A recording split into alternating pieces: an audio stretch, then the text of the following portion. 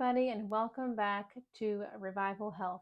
I'm Lindsay, and here on this channel, we talk about functional medicine, natural living, and more. Today's video is going to be an educational one that I know will apply to anyone who is a parent or a caregiver, or if you have any friends with children, or you're a grandparent or an educator. This is something that's important to you because it's very important for children.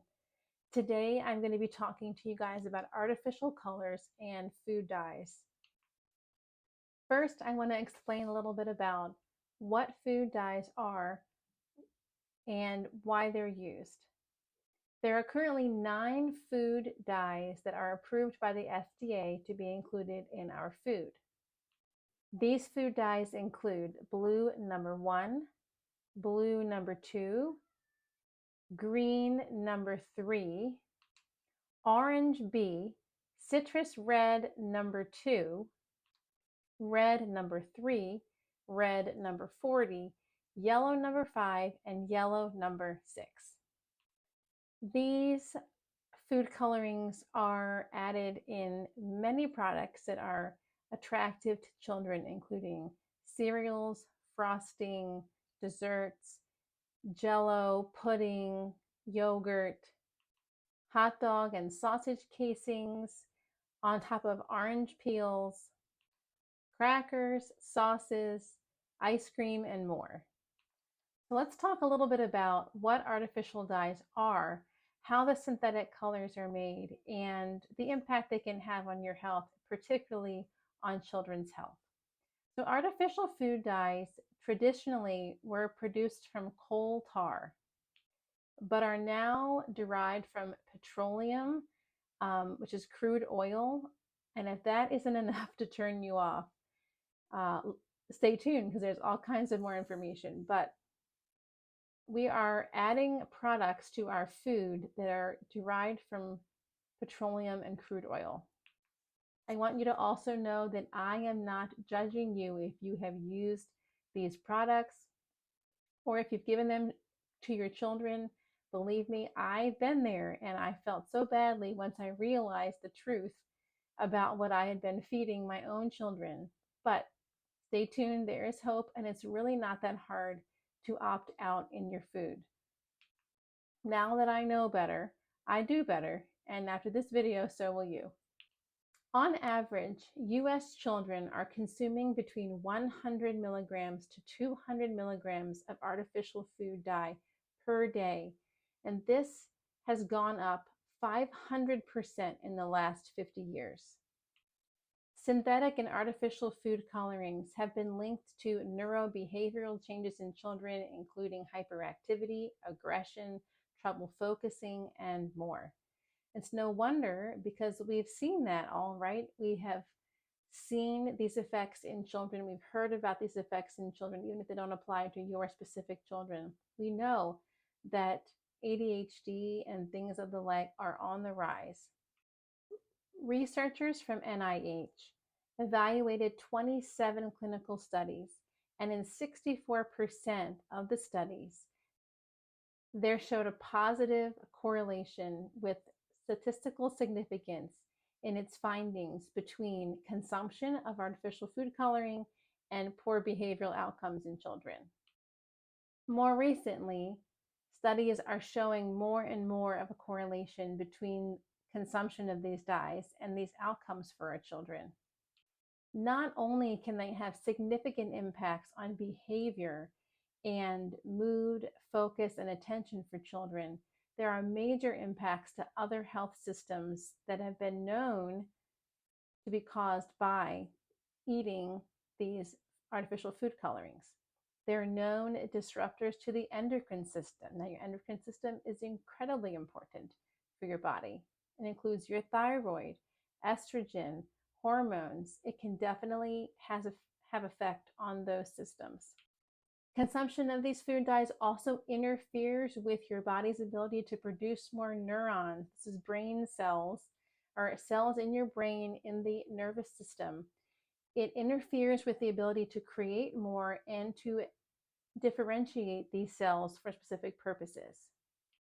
It's also been linked to immune effects like asthma and allergies, and it interferes with absorption and bioavailability of important nutrients in your body, which means it blocks your body from being able to have the nutrients that it needs to function optimally. Blue number 2, for example, showed tumors in some animal studies with mice and has been suggested to be unsafe for human consumption. Also, the metabolites, so the byproducts of the breakdown of blue number 2, are possibly carcinogenic, meaning cancer causing. So, not only has blue number 2 been shown to contribute to tumors in mice, it's also been deemed to be possibly carcinogenic once it's broken down in the body. Orange bee, for example, has been linked to thyroid effects in the body. And orange bee is only authorized for use in hot dog and sausage casings, but it's important to be aware of because it does exist. Because for some reason, everybody wants everything to be this perfect bright color. But orange bee has been linked to thyroid disorders. Red number 3 has been shown to cause cancer in high doses in animal studies, but also shows hyperactivity and poor attention in children. Red number 40 is much the same. And I have a little personal story to share here about red number 40 in particular. So, may or may not know, I have 3 children, and my youngest child really was struggling with her behavior. We just thought that she was a really out of the box kid, very aggressive, very strong willed, and to some extent, that is her personality. However, she was prone to extreme hyperactivity and fits of rage to the point where her tantrums, I thought, really were beyond what I would expect to see in a child her age. When she was 4, we decided to cut all food dyes out of her diet completely. Now, we weren't consuming them really on a regular basis, but I was not super careful about what she was eating other places. And it wasn't until I began to pay attention that I realized that she was having significant side effects from consuming red number 40 in particular. I can remember one specific instance where she had spent time elsewhere and had come home that night. And the next morning, she was completely out of sorts to the point where she was screaming at me. I mean, completely out of control, screaming at me, throwing toys, screaming at her siblings, slamming doors. One time she walked up to one of my other children and bit them extremely hard through the clothes to the point where she left teeth marks in my other child's skin. And we were just really at our wits' end trying to figure out what to do with her behavior. Well, I have other family members who have removed red dye from their children, and they gave me some advice, and I decided to start paying attention. And so, this particular instance where she was screaming and throwing things and bit her sister, I said, I wonder if she got some red dye when she was not here. And it turned out that she had consumed M&Ms completely unknowingly, and that the party that she was with felt terrible, and I hold no grudges against them by any means, but it was so incredibly obvious. So since then, we have been very, very diligent about removing food dye as a whole for our family, but specifically for this child. She can absolutely not tolerate any red number 40. And I will say truly that she is still a little bit of a firecracker. That's just her nature, but her tantrums have reduced probably 70%. And what really made me sad is that that day when she was really struggling, when she was having that fit after the M&Ms, is she threw herself on me sobbing. And I spoke to her and I said that her behavior was scaring her sisters and that she couldn't bite them like that. And she looked at me in the eye and said, "I'm scaring myself." And I thought, wow, what a way for her to describe how her little body is feeling. You know, it's hard for children to necessarily articulate that they feel dysregulated, but she was able to tell me that. And I was really fascinated with her ability to know that about herself. And it was definitely a turning point where I began to see 100% that her tantruming and wild behavior was linked to food dye consumption. Yellow number 5 has been linked to birth defects in animal studies and has also been shown to possibly have the same carcinogenic metabolites from digestion. So, possible link to cancer once those things are broken down in your body.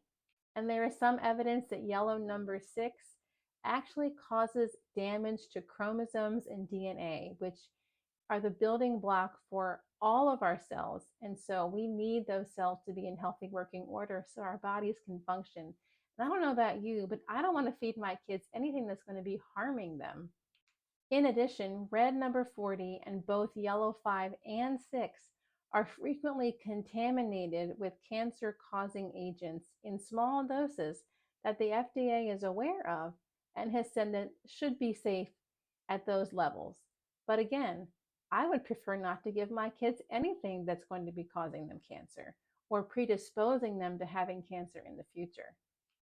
And just like it was with my daughter, eating these synthetic food dyes can create negative behavior outcomes, even for kids who do not have an underlying diagnosis.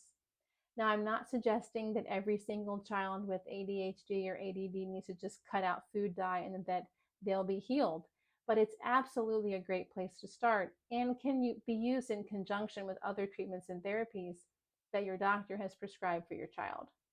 I truly can't imagine if I had been continuing to give food dyes to my daughter and what I would have thought about her and believed to be true about her as a person.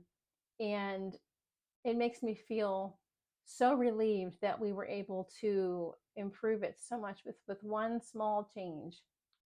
So you might be thinking, well, why are these things allowed into our food? Doesn't the government know? Doesn't the FDA know that they are bad for us? Well, I hate to break it to you, but just because something is allowed in our food and in our environment does not mean that it is actually good for us.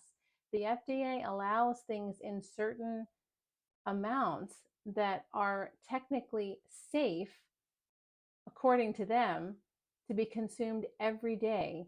It's called the ADI, and that means that if you ate that amount every day for the rest of your life, they presume that you will be safe. However, recent studies are disagreeing with the FDA and are stating that the amounts that the FDA has allowed and has deemed to be not harmful are really way too high and that the number needs to be reduced drastically. One study, again by NIH, actually compared the results and symptoms from a food dye study to symptoms that they were seeing in subclinical lead poisoning, meaning this stuff is bad for our bodies. And even they recommended that children should avoid these products. In response to ongoing research, many other countries in the world have actually banned food dyes. But of course, here in the USA, they are continued to be added to our products. But some of our same products that are made in other parts of the world where these food dye regulations are in place are made without the artificial coloring. So you know that it's possible, but for some reason it's not happening here. They know these things have harmful effects for our children in particular. Now, they're not good for adults either for a whole host of reasons, but they are definitely linked to these serious behavior problems in children. And many of these children are struggling because, like I said before, they do not know how to tell you that they feel dysregulated. And they literally and physically are unable to comply with instructions and with focus and attention and things like that because their brain is on fire. So I leave you with this. What can we do to avoid these products? How can we go about avoiding them? So, number one, I would say start with your own family. There are so many places and options out there now that are dye free. I know that in particular, Trader Joe's does not sell anything with artificial dye. And the same thing goes for any Aldi specific brand. Now, there are products sold at Aldi that are not from their brand that will have food dye in it, but any Aldi specific brand does not contain artificial dye and coloring. Another tip is to read every single label. Now, this may seem unnecessary to you, but would you guess that there's red dye in white frosting? There's red dye or blue dye in marshmallows. There is yellow dye in pickles. It is everywhere. Doritos have yellow number 5 and yellow number 6. You'll find it hidden in so many products. And what I think is a complete travesty is that artificial food coloring is added to so many children's medications.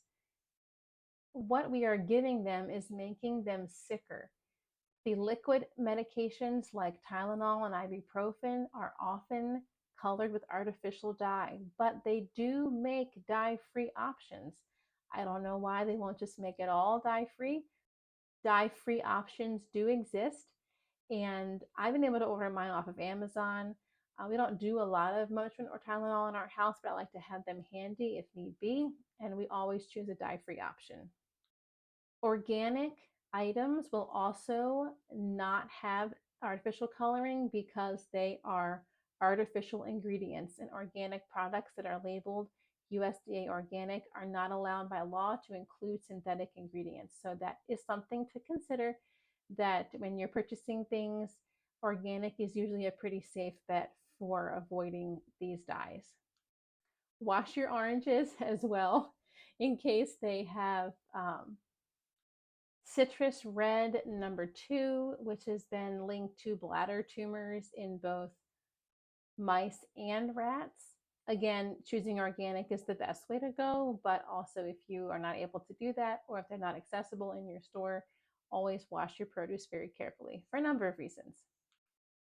The last tip I have is to find and keep handy items that are safe and approved by you. This is especially important, I think, when your children are going to be places without you or are going to be traveling around the birthday party circuit. It can be very isolating for them not to participate in things like cake and cupcakes and that sort of thing. So my kids know that they're not to have stuff with artificial colors, and my bigger kids absolutely look out for and help to protect my youngest when they are somewhere together, like a birthday party. But I usually just keep a Yum Earth lollipop or some Unreal brand candy, and I can link both of those product websites in the description below because they are dye free and make delicious little treats for kids that we enjoy from time to time in those instances, like if they're going to be feeling left out at an event.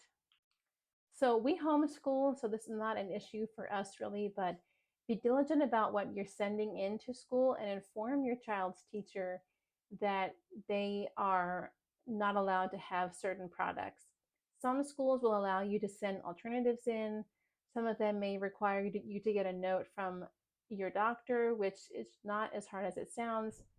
You can tell your doctor that you've seen significant improvement in their behavior from getting rid of dyes, and they're having trouble focusing at school when they do have dyes, and sometimes they will allow you to take a note to school. Also, if you are an educator or you work in a school or you are a grandparent, this is a wonderful opportunity for you to invest in the future health of those in your care because you have a lot of influence over them. So this is a chance for you to lobby with your school district or your specific school about what's being included in school lunch programs and things like that, because so much of what's being served to our children in these public institutions is so opposite of what they need for their health. So again, just to summarize, these food dyes are allowed in our products by the FDA in certain amounts that were set a long time ago. And recent research really supports the fact that these allowed daily intake amounts are really inappropriate and need to be revised. So consider what you can do with the tips that I've given you to reduce your exposure and see if it can help your children with their behavior like it has done so well with mine. Again, if this was helpful for you, please consider liking, subscribing, or sharing with a friend so the word can get out, and stay tuned for more information as it releases every week. Thank you. Have a great day.